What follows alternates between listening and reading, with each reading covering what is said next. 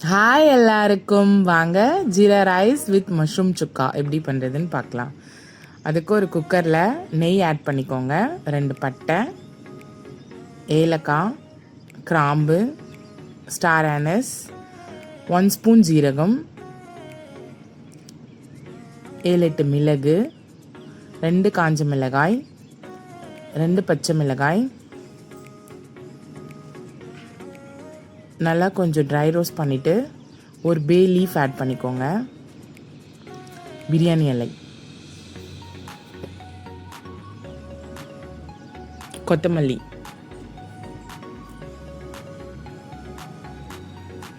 1 cup ரைஸ்க்கு 1.5 cup water add பண்ணிக்கோங்க. தேவையான அளவு உப்பு போட்டுக்கோங்க. இப்போது தண்ணி நல்லா கொதித்ததும் அரிசி போட்டுக்கோங்க. நான் பாஸ்மதி ரைஸ் தான் எடுத்திருக்கேன்.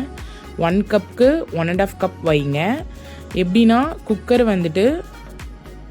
கேஸ்கட்டும் விசிலும் இல்லாமல் க்ளோஸ் பண்ணி வைக்கும் போது 1 கப்புக்கு 1.5 கப் கரெக்டாக இருக்குது. 10 மினிட்ஸ் கழித்து பார்த்தோன்னா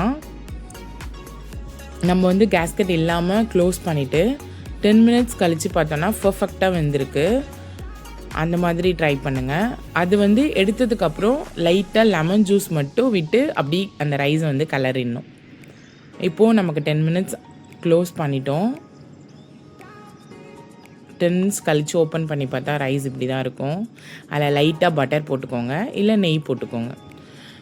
இப்போது ஒரு வானலில் எண்ணெய் போட்டு சாப் பண்ண ஆனியன் போட்டுக்கோங்க.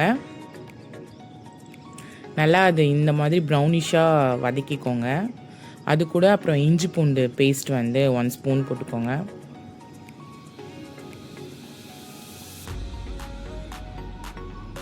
பச்சை மிளகாய் 2 ஆட் பண்ணிக்கோங்க.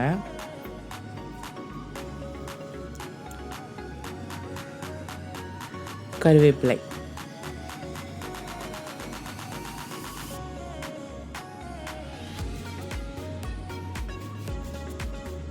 இப்போ மஷ்ரூமை கட் பண்ணி வச்சுருக்கேன், வாஷ் பண்ணிவிட்டு அதை அப்படியே ஆட் பண்ணிக்கோங்க. இதுக்கு தண்ணி எதுவும் ஊற்ற வேண்டாம். நீங்கள் அப்படியே ஃப்ரை பண்ணிங்கன்னா மஷ்ரூமில் இருக்கிற வாட்டரே நமக்கு போதும்.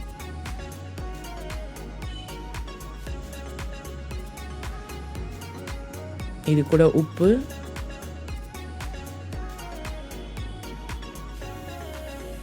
மிளகாய்த்தூள், மல்லித்தூள்,